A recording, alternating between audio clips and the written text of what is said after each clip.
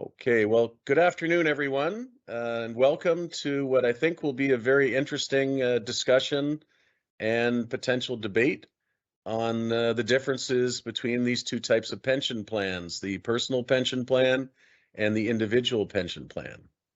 Next slide.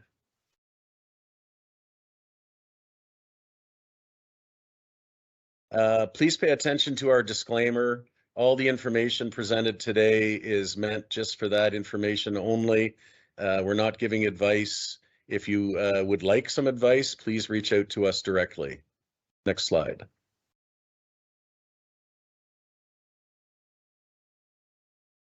My name is David McNichol, and I'm the president and portfolio manager of McNichol and Associates Asset Management.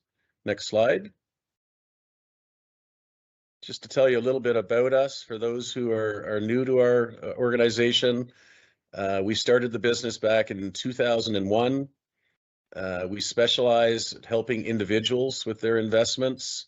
So we focus on families and not institutions.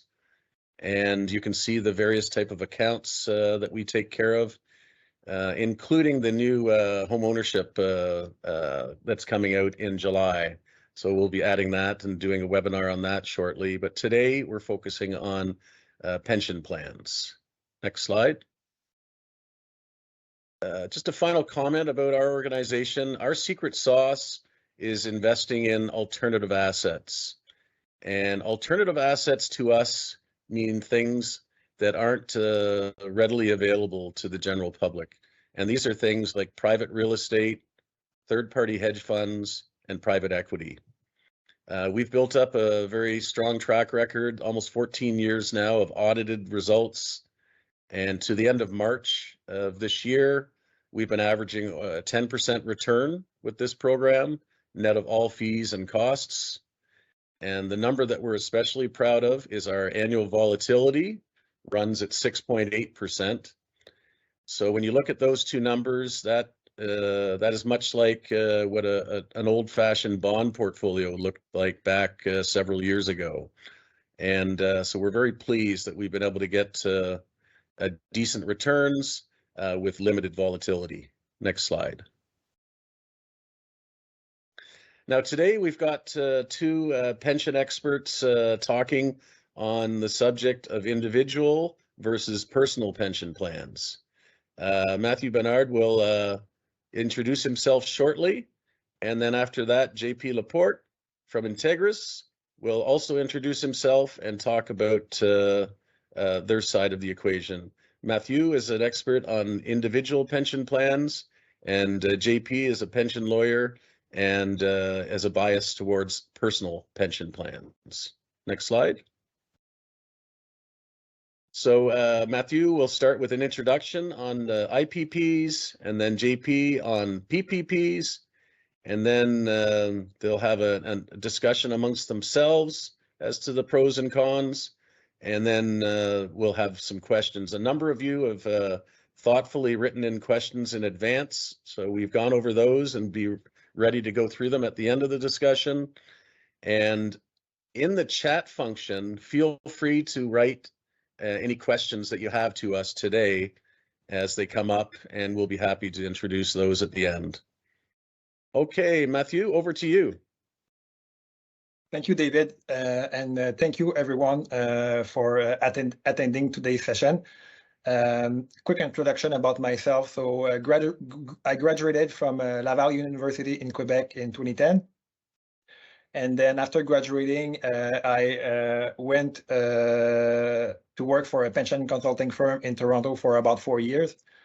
And then I moved back to Quebec and joined IA Financial Group, where I held various positions going from risk management to mortgage and securitization, merger and acquisition. And now I'm in the IPP team. And just to make sure that it's clear to everyone, at IA, we do support both the IPP and the PPP. They are great products, and it's really, I guess, the role of the advisor and the client to decide which product best fits their needs. So we can move to the next slide. So this slide, it's a simple slide, and it's an illustration basically that summarizes today's presentation. So if you think about an individual who wants to maximize their retirement income, the first step that they can take is basically to open an RSP and maximize their RSP contribution. But in the case you're a business owner, there's a possibility for you to maximize even more your retirement income, and this is by basically choosing an IPP, and this is where the focus of my presentation will be. But then there's an additional step that can be taken to maximize even more your retirement income in certain situation, and this is by choosing the PPP instead of the IPP. And this is where Jean-Pierre will focus his presentation on. We can move to the next slide. So what is an IPP? Well, an IPP is simply a defined benefit pension plan. You probably heard in the news over the past decades that DB plans were closing and were replaced by DC plans. And the reason that most employers were making that switch is because DB plans were too expensive. So if, as a business owner, your objective is to maximize your retirement benefit, then the IPP is the perfect tool for you.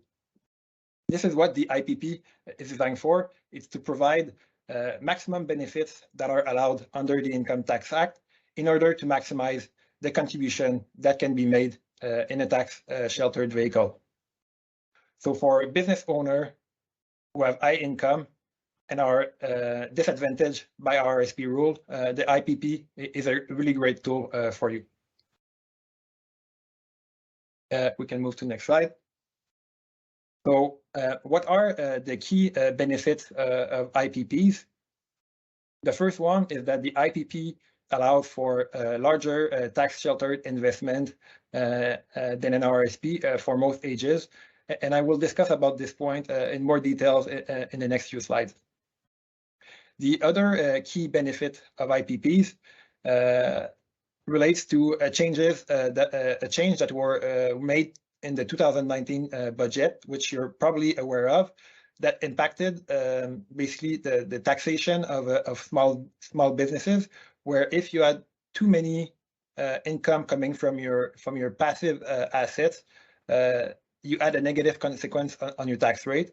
So the IPP is a really great tool to transfer some of those passive assets from your business, to a tax-deferred vehicle, which is the IPP.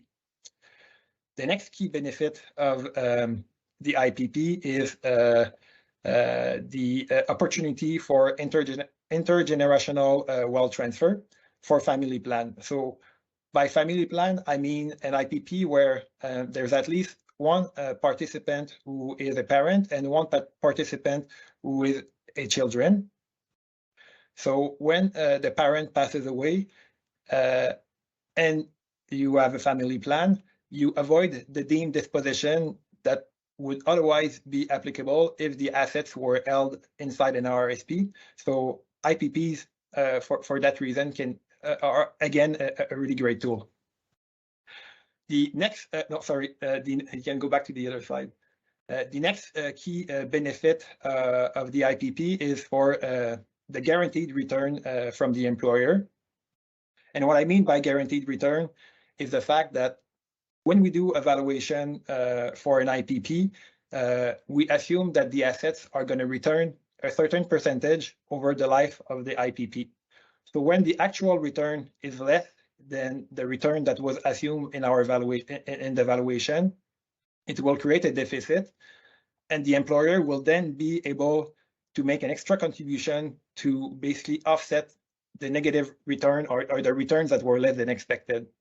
And as you know, this is different than what you get from an RSP, where if you contribute to an RSP the maximum every year, and you take, for example, the year 2022, where basically most asset classes had a negative return, you didn't have the opportunity to make an additional contribution to offset that negative return in 2022.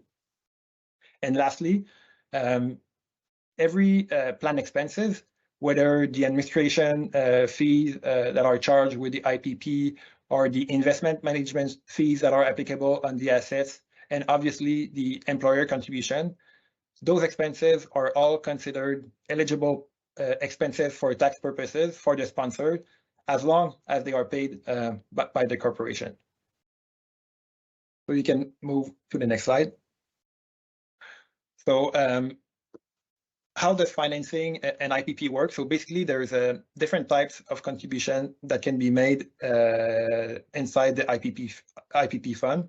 The first one is past service.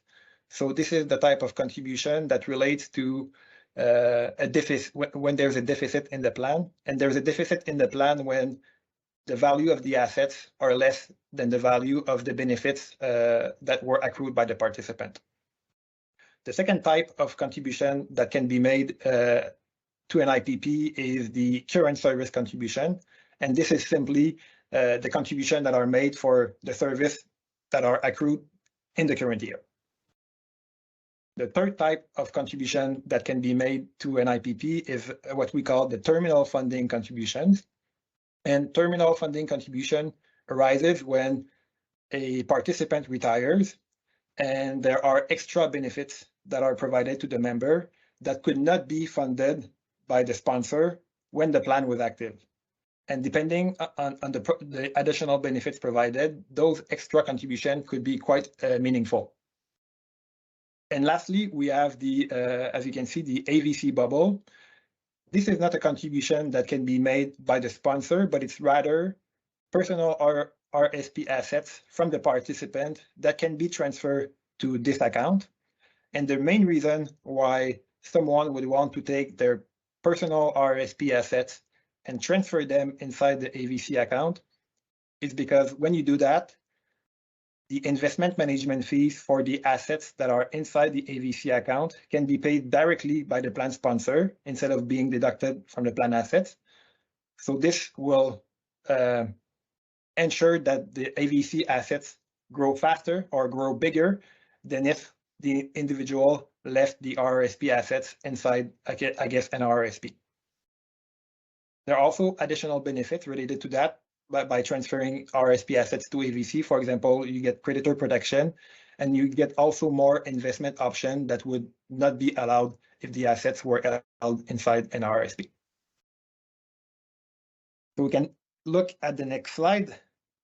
Next slide, we're going to see a couple of numbers, but on this slide, basically the idea is to show you or to compare what would be the maximum contribution in 2023 for an RSP versus an IPP. So as you know, maximum RSP contribution in 2023 is a bit less than $31,000. And this is the blue line that is represented in the graph. And no matter how old you are, the maximum RSP contribution for 2023 is the same. The gray line represents the maximum IPP contribution for 2023. And you can see it's an upward sloping curve. So the older you are, the higher the maximum IPP contribution will be. And the red line is simply the intersection of basically the blue line and the gray line, and represents the age at which it makes sense to start opening an IPP in order to benefit from the higher contribution than what would be allowed under just a regular RRSP. So to give you a sense of how powerful the IPP can be in terms of what contribution can be made, let's assume that someone opens up an IPP at age 37 and contribute the maximum each year from age 37 to age 65. Also, let's assume that those contributions earn 5% per year. Let's also assume that the maximum that can be contributed each year increases by 3% each year. Then, over the period from 37 to 65 years old, the person who opens up an IPP could contribute an extra $300,000 versus the RRSP.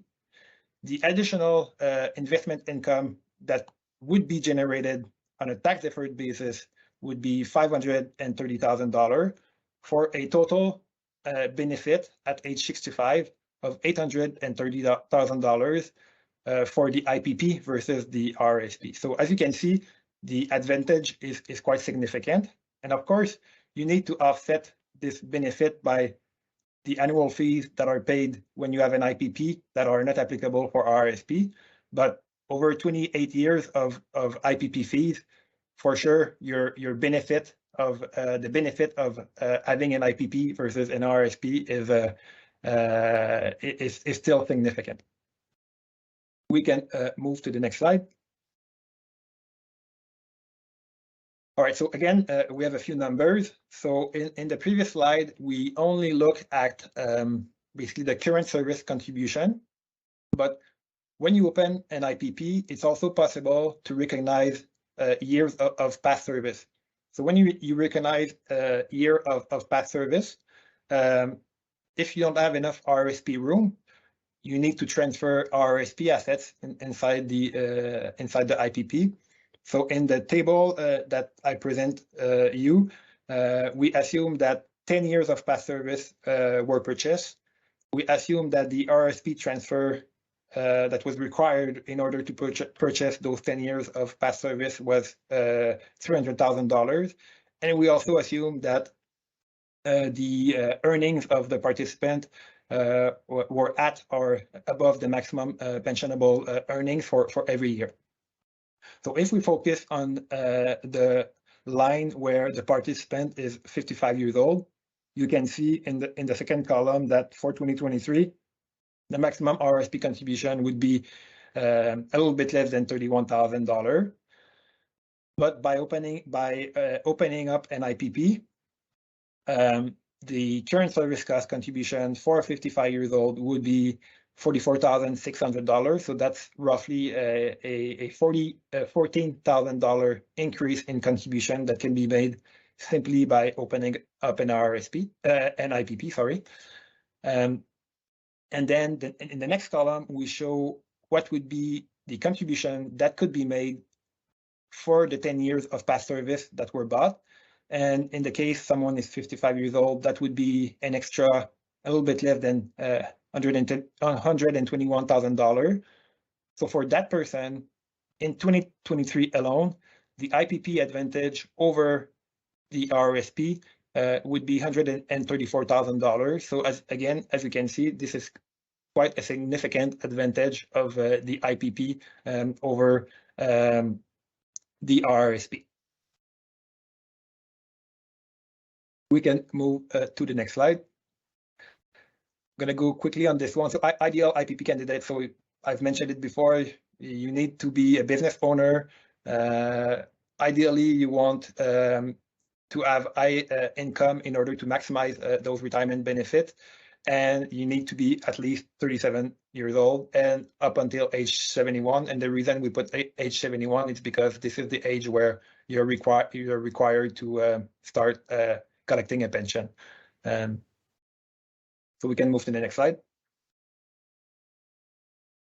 So this slide, it's now that a participant or someone has opened an IPP, what are the options when the participant retires or terminates?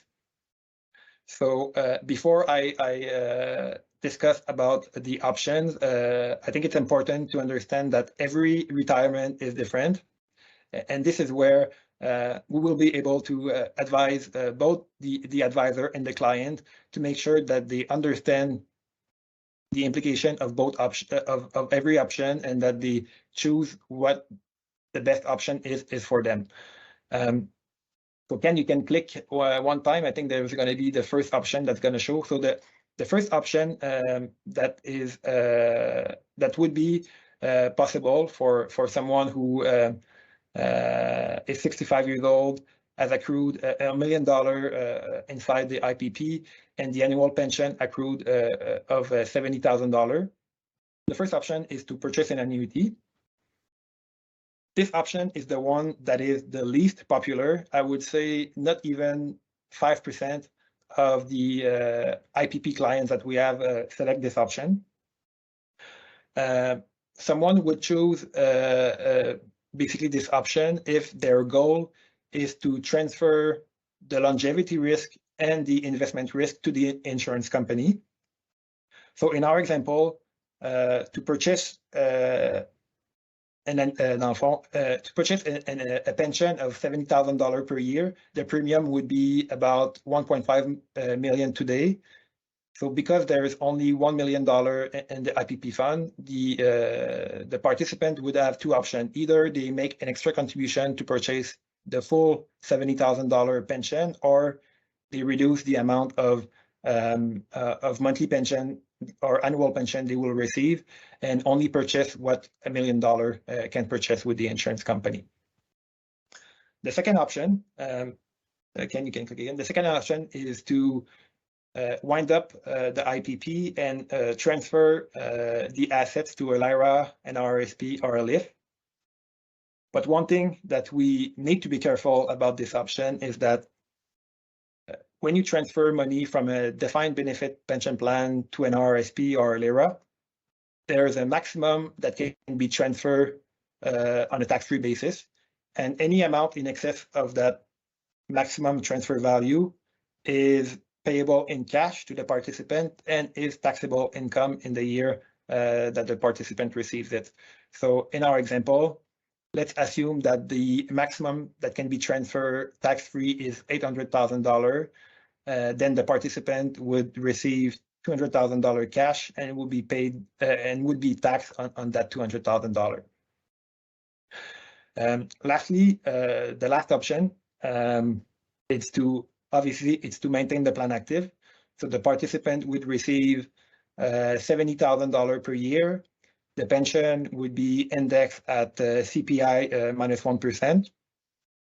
So if we assume that the assets return 4.5% per year and the pension is indexed at 2% per year, we estimate that there would be enough funds in the IPP to pay the retired member up until age 83. But the advantage of maintaining the plan active is that the employer or the sponsor could make additional contribution in order for the participant to start to continue receiving the pension. And as I mentioned before, also, if your objective is intergenerational wealth transfer, again, you would want to maintain the plan active so that upon the death of the parent, then the money would stay inside the IPP and would belong basically to the kids or the children up until they decide, and the money will not be taxed up until they decide to start withdrawing the money from the IPP. So my last slide is regarding legislation. So IPPs exist since 1990, so they've been here for a long time. I know in the past people were saying that IPPs were complicated, it's difficult to administer an IPP. But recently there were some changes, legislative changes that were made, and it's a lot simpler now to administer an IPP. So I think this is an important point, because you as an advisor, I guess, your role is pretty simple. Your first role, the first thing you need to do is that if your client has an IPP, it's to make sure that they contribute the maximum that they can contribute. And then the second thing that you need to do is to provide us with the documents that we need in order to administer the IPP properly. And we take care of all the administration. So for you, that's the only two things you should be doing, and it should be simple to have an IPP. So JP, it's your turn. Thank you so much, Mathieu. That was great. And welcome everybody to the segment on the personal pension plan, the PPP. So if we could go to the next slide. So I wanted to start going back to this chart that Mathieu presented, because it's important to know that a PPP has everything an IPP offers in it. It's part of the plan design. It's included. So there's nothing that Mathieu has talked about that we can't offer under the PPP. However, there are certain things that an IPP cannot do that the PPP can, and that's what we're going to be focusing on. So next slide. So what is the architecture from a legal perspective of the PPP? Well, it's really made up of three components, three buckets of money under one roof that gets registered with the Canada Revenue Agency. So we have already mentioned that everything an IPP has, we call it the defined benefit account. But all the great things that Mathieu kept talking about, we have it. It starts with that. Then we also have the additional voluntary contribution account, except in our case, on an annual basis, we can make meaningful contributions to that. And on top, we have a defined contribution account, which can be quite useful when you're under age 37. So let's say from age 15 to age 37 in a family business context, or when certain things happen in the life of a pension plan, which we'll show a couple of examples. Next slide. So going back to this graphic showing the maximum contributions based on your age, because we have all three types of accounts under one roof in the PPP, our clients are using the higher defined contribution limit, which is the light blue line when they're young. And then at age 37, they can switch into the IPP defined benefit limits, which is the upward sloping green line. So it doesn't matter how old you are inside of a PPP, you're always putting more money aside every year than if you were in an RSP, assuming that you're at the maximum pensionable salary. And from ages, let's say 18 to 37, 38, if you're using the money purchase of the defined contribution light blue limit, you'd be putting more money aside than if you were in an IPP. And in the context of family businesses, which is becoming more and more prevalent in our clientele, this is quite significant. Next slide. So I've shown you a graph, but let's see what it means in terms of extra wealth that can accumulate over time. So what we've done here, we have a table that shows at each age, the extra money that can be put in a PPP's defined contribution account, net of administration fees, over what an IPP allows you. And then we projected it to, in this case, age 71. I could have gone to age 83, could have gone further, but I capped it at age 71. And then I assumed a reasonable rate of return on assets of 5%. Of course, it could be higher, it could be lower, but had to pick something. So that extra money that's put to work in a tax-sheltered pension plan, above what an IPP allows you to take in, if you project it, it creates a future value. So this is the net advantage, the future value column. And so since this process happens every year until the two limits meet, meaning at age 37, here it's a little bit sooner because we've deducted fees on top, you can see that there is a significant amount of future values of extra wealth that the PPP customer will have beyond what they could have achieved had they been in an IPP at that age. And here in this case, it's about net of fees and fees, it's over $500,000. Obviously, if I had extended that period longer, the number would be much larger. If the rate of return was higher, it would be a bigger advantage, but we try to put a fairly conservative example together for you. So this is part one. So there's an absolute wealth advantage in a family context when you have younger people participating in the plan than under an IPP. But that's only half the story.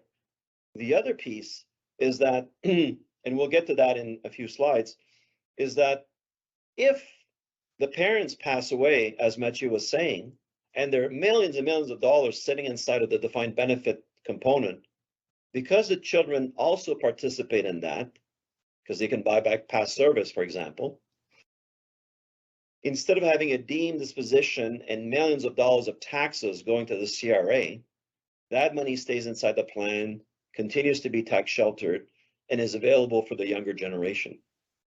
So not only is there an absolute wealth advantage, there's also an intergenerational wealth protection, all wrapped into one. Next slide. So, perfect segue. So in the context of family enterprise, this is where the PPP really works well. Next slide. And I wanted to kind of illustrate. So imagine a family business where mom and dad in their 60s or whatever, 50s, 60s, 70s, have been utilizing the defined benefit account, and together they each won about $1.5 million of commuted value. And now they're adding their kid and their grandkid, and they're, because those are being put on the payroll, it's a family business, so it makes sense. So they join the plan. And when they join the plan, we'll recognize a year of past service for those younger folks. But because we want to maximize the annual contributions, they're going to be using the DC, the defined contribution, and the AVC account, and put 18% of salary.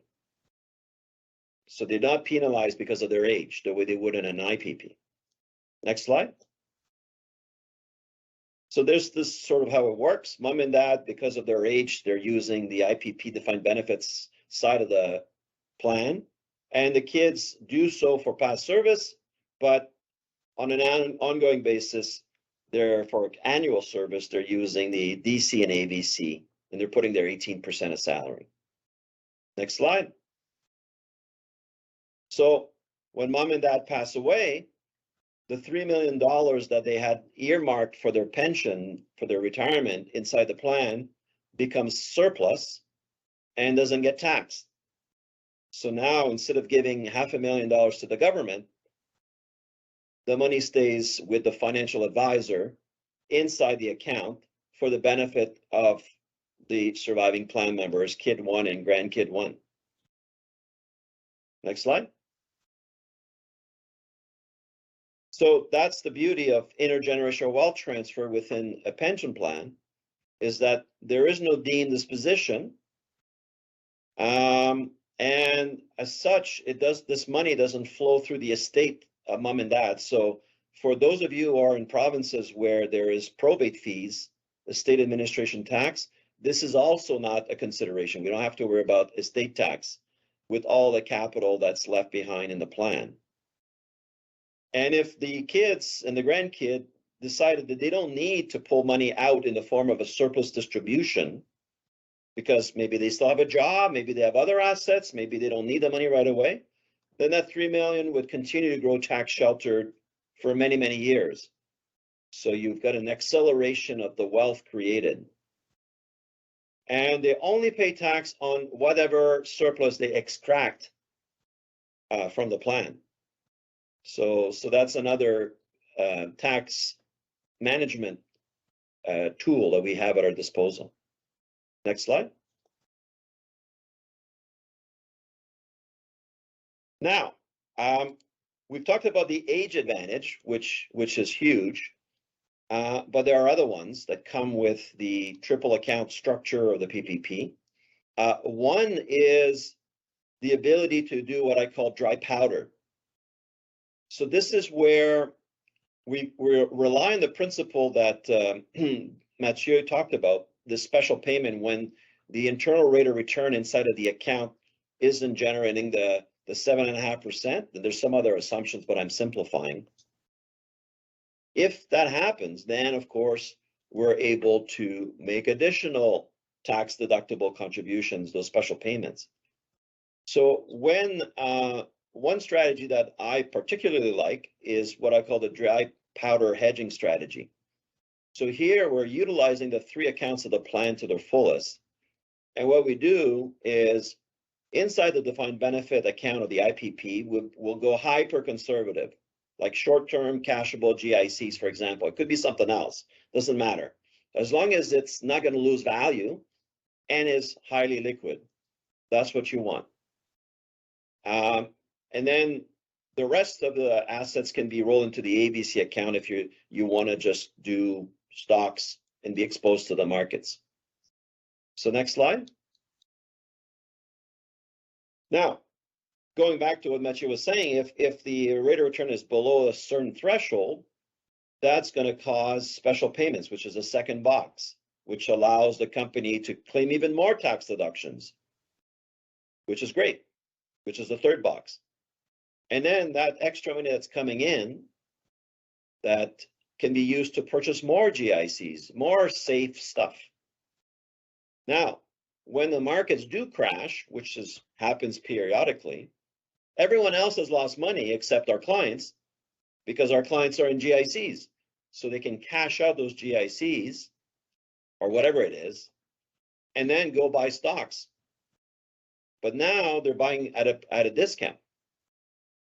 And when the markets rebound or grow, whatever, depending on the recovery curve, and those stocks are sold, all the capital gains are tax exempt because it's inside of a pension plan. So what we've done is we've created a hedging aspect to this. We've guaranteed ourselves a buy low, sell high strategy.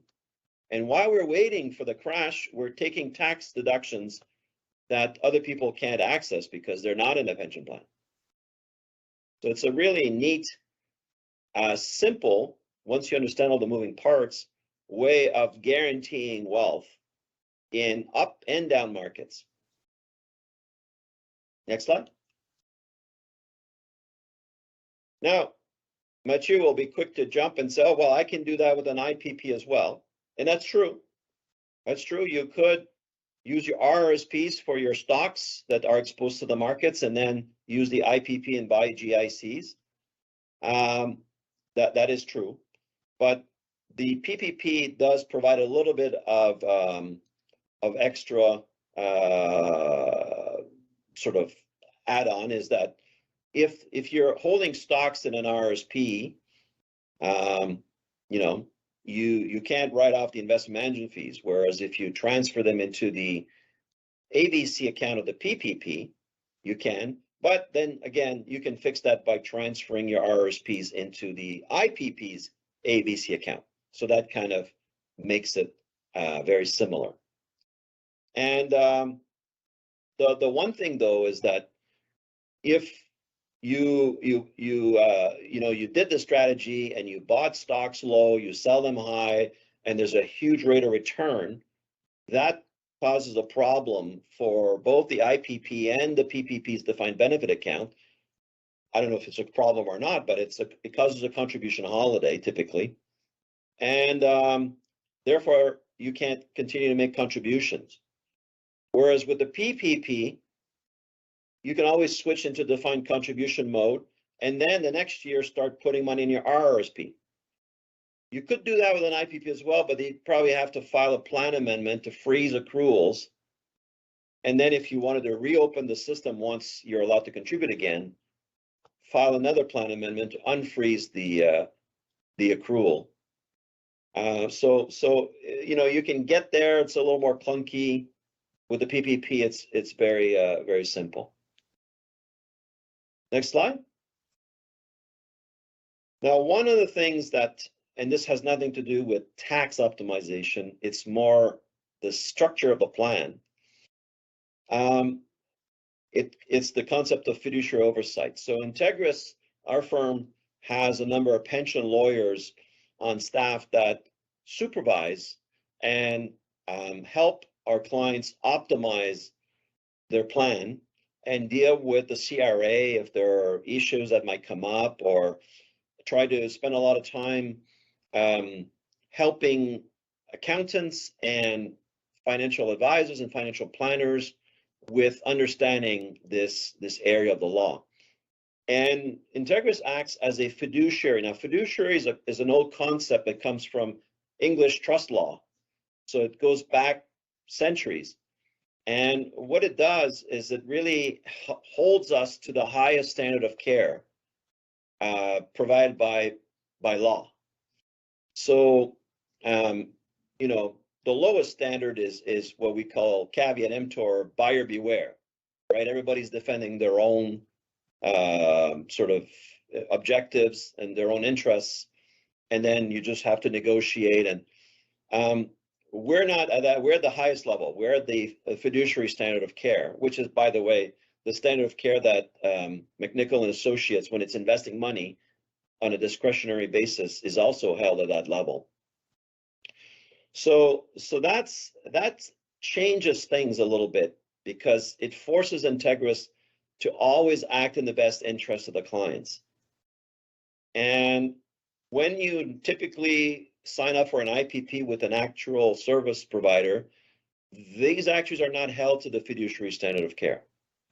And I've seen the service agreements of certain firms, specifically out west, where they have clauses that says, you cannot sue us in class action litigation.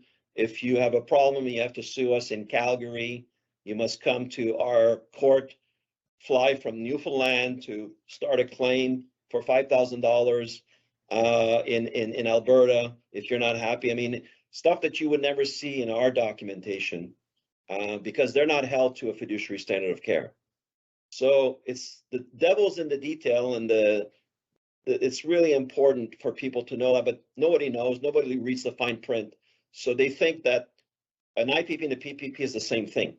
They have no clue that it's quite different, as we've shown you up to this point. Now, if you wanted access to pension lawyers and you had an IPP, you'd have to purchase that service separately. So when people compare the annual fee of an IPP to a PPP, they're missing that could be some additional fees out there that are not disclosed, which is misleading, but it's not in the best interest of the client. So let's move on to the next slide. So what are some of these fiduciary oversight services that comes wrapped into the PPP? One is dealing with practical situations, like what if there's a marriage breakdown and then the ex-spouse now wants to split the pension, and you have to go through a whole process and coordinate with the actuary and deal with the lawyers for the agreed parties, right? All of that is all extra, right? It's not covered typically by the annual IPP actuarial fee schedule. There might be some exceptions, but typically what I've seen is not. Applications to extract surplus assets, depending on the jurisdiction. There's a lot of extra paperwork and dealing with regulators. You need pension law expertise for that, unless you have that in-house. Corporate law support in the sale of a business. A lot of business owners want to sell their business. Well, those are pretty sophisticated corporate tax and corporate law transactions, and the pension plan is something that needs to be factored in. So I've been doing a couple of deals just this week of people selling their business and transferring their plan to their holding company. That's all of that expertise is valuable, and typically you'd have to pay that out of pocket unless you want to do it on the back of a napkin. And then the tax optimization reviews. So, you know, the checklist where we say, do you have children that were recently hired? Can we add them to the plan because they're not penalized based on their age? The market has tanked. Should we do an ad hoc actuarial evaluation to allow you to do special payments? Should we set the dry powder hedging strategy? Yes or no?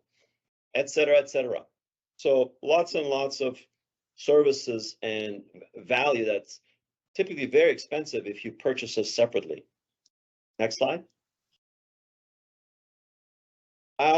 Also, part of our mission is to help other service providers, like accountants, financial planners, financial advisors, to learn about the pension world, because virtually nothing's taught out there. And so we've created an advanced knowledge center with a whole bunch of courses that are offered through the Knowledge Bureau out of Winnipeg. And this allows people who don't get this in their normal traditional training to become much more familiar with all the advantages that Mathieu was talking about when it comes to IPPs and PPPs.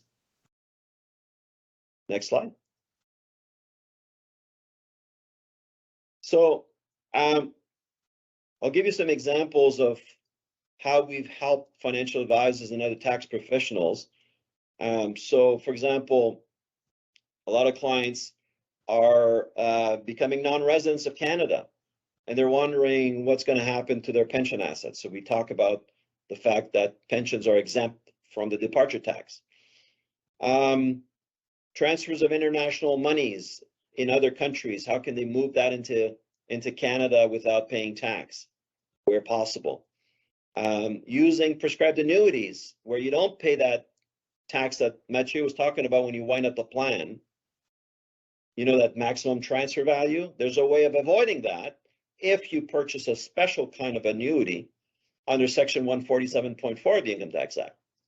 So that's something that, you know, few people even know about, let alone act on. The use of the capital dividends account when assets are sold in order to fund the plan. So that's something that a lot of people often miss. Using permanent life insurance products as an asset class within the PPP, because it comes with a death benefit. And then using the plan to purify the shares when a shareholder wants to take advantage of the lifetime capital gains exemption. So all of these can get very sophisticated, and it's teamwork. The accountant has to be on board, the financial advisor, the client, and the lawyer sometimes. So to have this pension knowledge in-house is extremely valuable to the client, but they don't know what they don't know. Clients don't know what they don't know. So they think that, you know, they don't even know that they can do any of these things. Next slide. So just to wrap up, because it's already 12:48 and we wanted to reserve time for questions. To conclude, there is nothing that an IPP can do that a PPP cannot do just as well, because it's already part and parcel of the architecture of the PPP. However, as we've talked about, the reverse is not true. So anyone that tells you IPP, PPP is exactly the same thing, it's just a marketing gimmick, they're lying to you. And unfortunately, I've seen it in the press, I've seen it on social media. It's very disheartening to see how some people are extremely unprofessional and are lying to the general public. And an IPP does not automatically come with fiduciary oversight. You know, if you want to have that pension governance oversight, typically you have to pay extra. But forget about the IPP versus PPP debate for a second. The real debate, and I think Mathieu would agree with me, is not whether a PPP is better than an IPP. The real debate should be, why on earth are 98% of the marketplace still using the RRSP when they really should be doing upgrading to any kind of pension plan, whether it's an IPP or a PPP? There's only 2% of the market that has caught on. And that's the real debate. That's the real issue that I can't understand, and that we're going to sort of discuss a bit further. Next slide. So just to wrap up, my argument is that it is critical for business owners, as long as they're under age 71, and as long as they're taking T4 income out of their business, it is critical for them to upgrade from their RRSP, if that's what they're using to save for retirement, into either an IPP or a PPP. I couldn't care less, because we can also administer IPPs. But for business owners, where you have multiple generations on the payroll, my contention today is that it is critical or recommended, maybe recommended, to upgrade from an IPP to a PPP to take advantage of that age and all these other advantages that come with having the triple account structure. Next slide. So that's it for the formal presentation. I think Mathieu, you're back on. So any thoughts before David starts taking the questions? No, I think I'm good, Jean-Pierre. And I don't know, Jean-Pierre, can you see the question? I think I see a few questions, and I think there's a few good ones in there.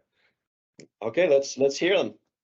So, and I think you briefly touched it at the end of your presentation, but if a business owner only receives dividend income, is an IPP a consideration? That's a really good question. No, like one of the criteria to be able to open up an IPP and be able to recognize service is to have T4 income. So if you only receive dividends, those dividends are not going to be we're not going to be able to recognize that as earnings. Yes, but the fact that someone has always taken dividends up to this point does not preclude a change, and switching to some T4 income, some salary, some bonus, the balance could still be dividends, and then put a plan in place. So you don't have the past service, but you'll have the current service, the special payments, the fee deductibility, the terminal funding, and all the other advantages, plus the ability to pass whatever you put in to your children on death if they're part of the plan. So for those of you who only did dividends, unless you're past 71, it's not too late to change.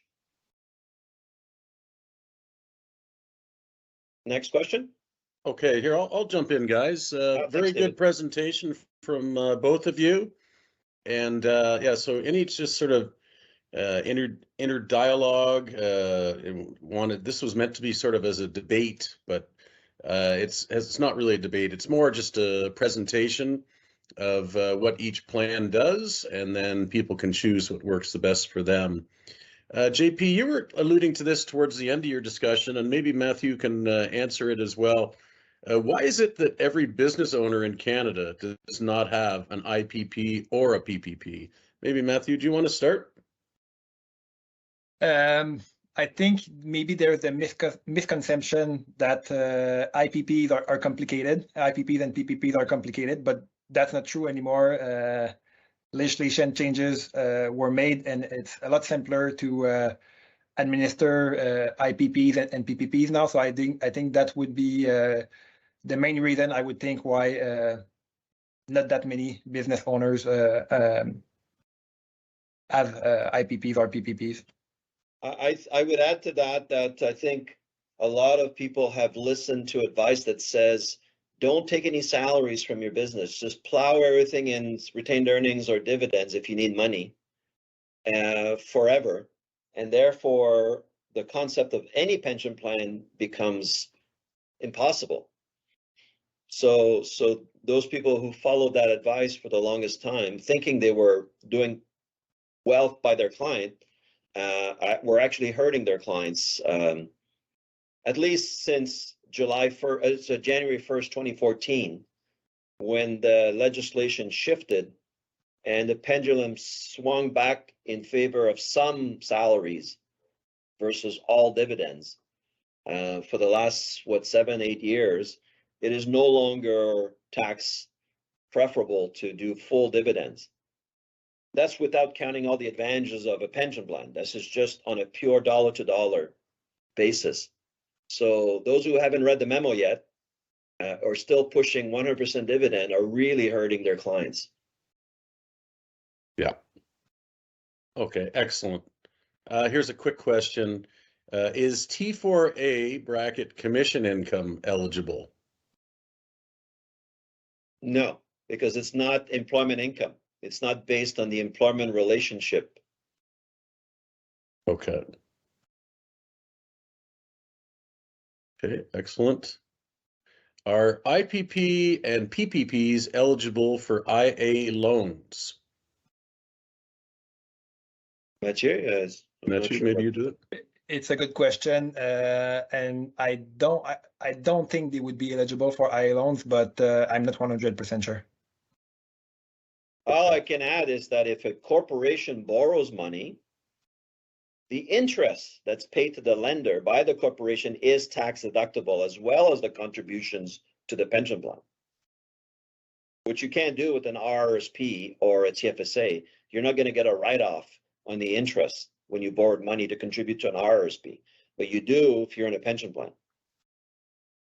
Okay. Here's a cross-border tax question. What if the client is a dual citizen of the U.S.? Does the IRS treat these plans similar to our RSPs? It's actually better than RRSP. The pension plans are treated as superannuation plans under the Canada-US Tax Convention. So if you file a W8BEN.E exam form with the IRS, the growth of the assets inside the pension plan, even if you invest cross-border, is tax exempt by the Department of the Treasury. Of course, it's tax exempt in Canada, that's a given, but even the US will treat it as if it was the General Motors pension plan and will not tax it on the growth. So we have a lot of, well, not a lot, but we have some dual status persons, people that have a US citizenship and are Canadian residents, and they're able to join the plan and they don't have headaches with the fact that their corporation is putting money in Canada in a pension plan. Okay, excellent. What is the minimum income for candidates to IPP and PPPs? I can go with this one. Yeah, go ahead, Mathieu. I mean, there is no minimum, but because when you set up an IPP or a PPP, you incur additional fees versus an RSP, you need to have an income that is high enough that will at least offset those additional fees versus the RSP. So I would say anything above $100,000 would make sense. So I think that answer is right for a single person IPP, for example, or even PPP. We typically say it's 70,000 for us, but it doesn't matter, 70, 100 salary. But if you have a family plan, the children could be on minimum wage.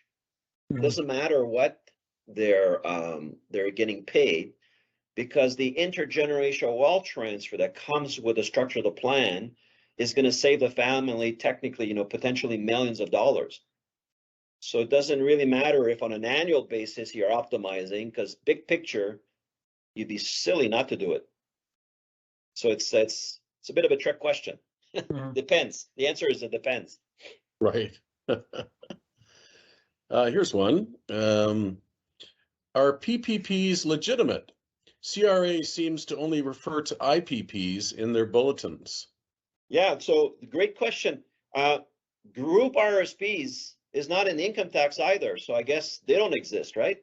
Group RSPs doesn't exist because it's not in the Income Tax Act. And holdco is not defined in the Income Tax Act, so I guess holdcos don't exist and they're not legitimate.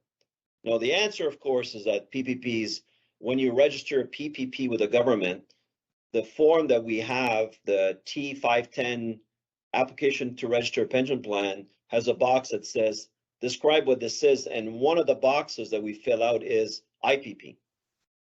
So because it has a defined benefit component in it, and because the definition of IPP includes defined benefit and others, we are caught by that from a legal perspective. So the answer is, of course, the PPP is legitimate, even though the acronym hasn't been embedded into the legislation. Just like Group RSP is not in the legislation, and holdco is not in the legislation, doesn't make those concepts that the industry uses not illegitimate, right? Right. Okay, good answer.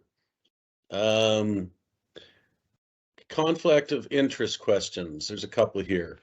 Is there not a conflict of interest acting as a fiduciary and being compensated by investment fees? No, and the legal answer for that is look at the Teachers' Pension Plan of Ontario. They are the money managers for the assets of the pension plan.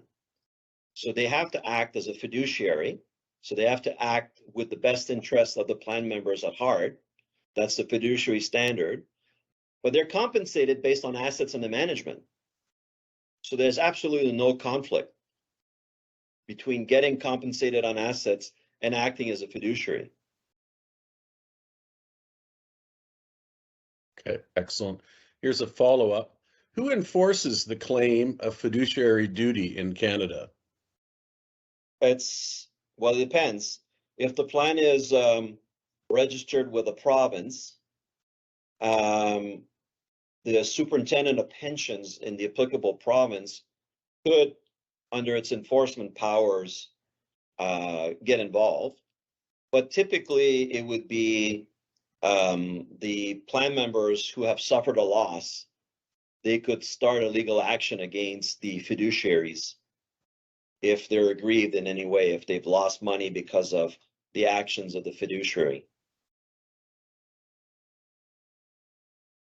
Okay, a couple more, and then we should sign off here because we're right through the hour now.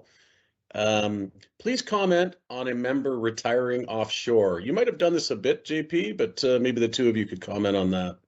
Mathieu, do you want to start? Well, you can go ahead, JP. Okay. I'm not familiar with that question. Thanks. Okay. Yeah, so this is a great question, by the way. Thank you, David, for capping it off with this question. One of the amazing things about receiving a pension from a registered pension plan when you're offshore, when you're a non-resident of Canada, is that under Part 13 of the Income Tax Act, normally there's withholding at source on that annual pension or monthly pension set at 25%. However, because Canada has signed tax treaties with about 100 different countries, and they've agreed, the two countries have agreed to only tax that pension income at 15%, which is a 40% drop in taxation from 25%. That's a really, really light level of Canadian taxation at source on that Canadian pension when you're a non-resident. But certain countries, like for example, Portugal, has said if you move to Portugal and you become a non-resident and you're relying on Canadian pension income, we won't tax you under Portuguese income tax rules on your Canadian pension. You will only get taxed by Canada at 15%. So for people who were planning to retire to sunnier climes and would like to minimize their tax burden, this is a huge, huge advantage that comes from being in a pension plan. Here's a question. Can funds inside an IPP/PPP purchase life insurance as part of the investment inside? Yes, yes. So that's one asset class that is possible. Just like you could buy an individual sec fund contract with a capital guarantee and a monthly or annual reset. That's another type of investment contract that's open to pension dollars. So you can also buy perma life insurance, which of course comes with a death benefit, which should something happen in a family context, you could have an injections of millions of dollars from the life insurance carrier because you have this specific type of asset. So extremely, extremely powerful stuff that most people don't know about. Okay. What is the cost difference between an IPP and a PPP? So it really depends, because we have certain portfolio managers that when the clients appoint the portfolio manager, we can get a referral fee, and we can use that referral fee to make the annual PPP fee zero. So that's one extreme. And then depending on whether you're using an insurance platform like Industrial Alliance, then the differential between the two is not that big. And then if you're using a trust platform, I can't speak for all the IPP providers in Canada, but I ballpark 1,600 to 1,800, whereas our fee for a single plan member is 2,800. So there's a, rough, let's call it $1,000 extra. But remember what I said, if you wanted to get the fiduciary oversight and the pension lawyers, you'd have to buy that separately with an IPP. So I used to charge $600 per hour, not $1,000 per year difference. My time was valued at $600 per hour. So you can imagine how an IPP can get expensive if there's anything that needs specialized expertise for. Okay, let's wrap it up here, gentlemen. A good point here. Any remaining questions that we didn't get to, I will forward to JP and Mathieu to respond back with an answer. And another comment was, will we be providing a copy of this presentation? Yes is the answer. If you're on this distribution list, then you'll get a link back to this shortly. Please share it with other people. And yeah, we're here to provide this information, and my firm's here to hopefully help out with the investing of these plans. And we're indifferent as to whether it's an IPP or a PPP. And excellent presentation today by both of you, so thank you very much.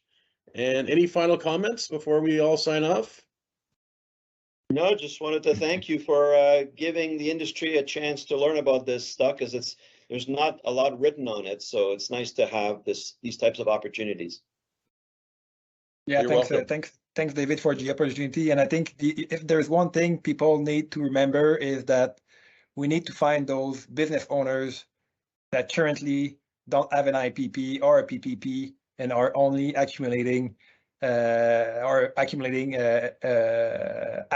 in an RSP, because this is not the most efficient way for them. So we really need to get those business owners up to date with the PPP and the IPP.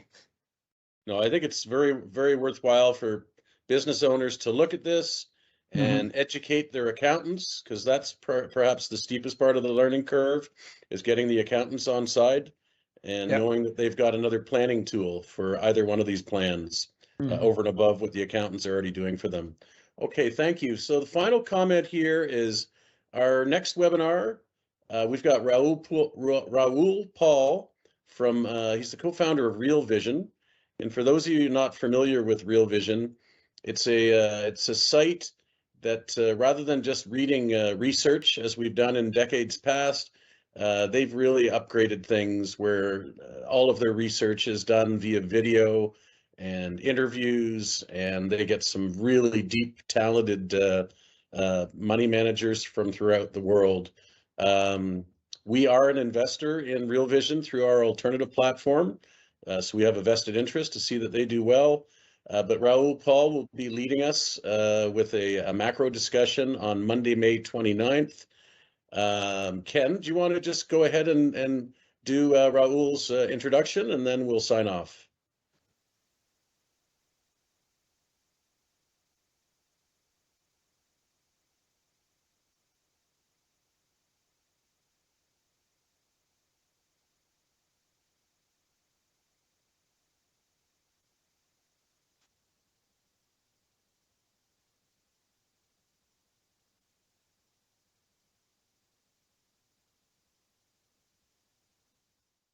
No, unfortunately, the audio is not coming through, Ken. So tell you what, everybody who's on the call still and listening to this later on recording, just reach out for a copy of this or an invitation to the webinar. And I promise you, it will be something of interest, as Raoul does a lot of deep work in the macro space. And we're all trying to understand where we're going next in these crazy markets. Okay, everyone, thanks for your time. Bye-bye now.